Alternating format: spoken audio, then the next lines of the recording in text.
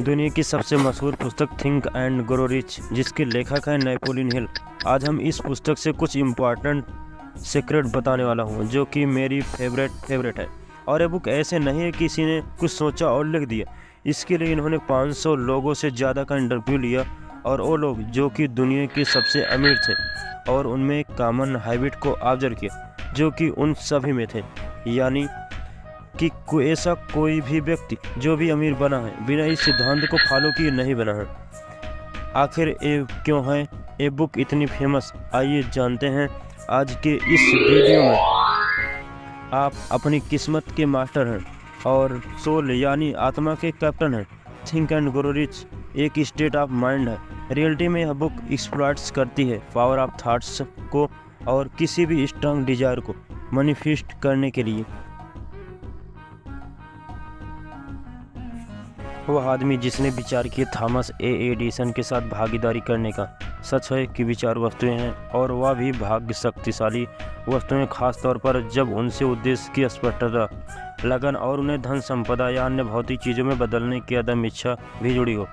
लगभग 30 वर्ष पूर्व एडविन सी बार्न्स ने यह सत्य खोजा कि आदमी वाकई विचारों से अमीर हो सकता है। यह सत्य एक बार में ही नहीं, धीरे धीरे उन पर उद्घटित हुआ था जब उनके मन में महान एडिसन के व्यापारी सहयोगी बनने की अदम्य इच्छा जागृत हुई थी।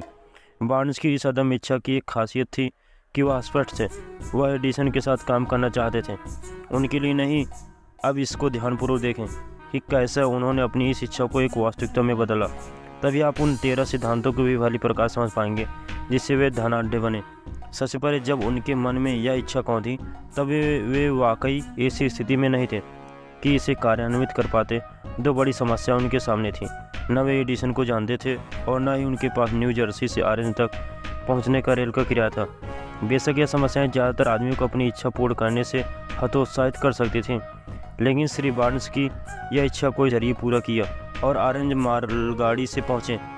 वहाँ जाकर वे श्री एडिसन की प्रयोगशाला में गए और अपना मंतव्य घोषित किया कि वे वहाँ इस महान अन्वेषक के साथ व्यापार करने को आए हैं। वर्षों बाद उनसे इस पहली मुलाकात का हवाला देते हुए श्री एडिसन ने बताया, वह मेरे सामने था, एक साधारण सा फटेहाल आदमी, परंतु उसके चेहरे पर एक अदम्य संकल्प था अपनी बात पूरी करने का। वर्षों तक कई आदमियों के साथ हुए अनुभव ने मुझे बताया कि जब कोई इतनी गहरी इच्छा करता है कि अपना पूरा भविष्य ही दांव पर लगा दे, वह जरूर सफल होता है। उसका संकल्प देखकर मैंने उसे यह मौका दिया। बात की घटनाओं से सिद्ध हो गया कि मैंने कोई गलती नहीं की थी। उस समय एडिसन ने उस युवा बार्न्स से यह कहा, कोई अहमियत नहीं रखता वनस्पति उस विचार के जो एडिसन के मन में आया। यह एडिसन का पहला अवलोकन था। यह मौका प्रदान करने के पीछे बार्न्स की वेशभूषा, शक्ल इत्यादि का इतना योगदान नहीं था जितना उसके मन में उठती विचार श्रृंखला का। यदि इस कथन की महत्ता हर पाठक के मन में स्पष्ट न हो सके तो निश्चित ही बाकी इस पूरी किताब पढ़ने की जरूरत ही नहीं होगी। वैसे प्रथम इंटरव्यू के पश्चात ही बार्न्स को एडिसन के साथ भागीदारी नहीं मिली थी। उसे सिर्फ एक मामूली भत्ते पर एडिसन के दफ्तर में काम मिल गया था। काम भी एडिसन के अनुसार कोई ज़्यादा महत्व का नहीं था, परंतु बार्न्स के लिए वह बड़ी महत्ता रखता था, क्योंकि उस काम के जरिए बार्न्स को अपना माल अपने भावी भागीदार को दिखाने का अवसर मिला था। कई महीने गुजर गए, कुछ खास नहीं हुआ, जिससे बार्न्स को लगता कि वह अपने मूल लक्ष्य के निकटतर आ रहे हैं, लेकिन उनके मन में कुछ हो रहा था।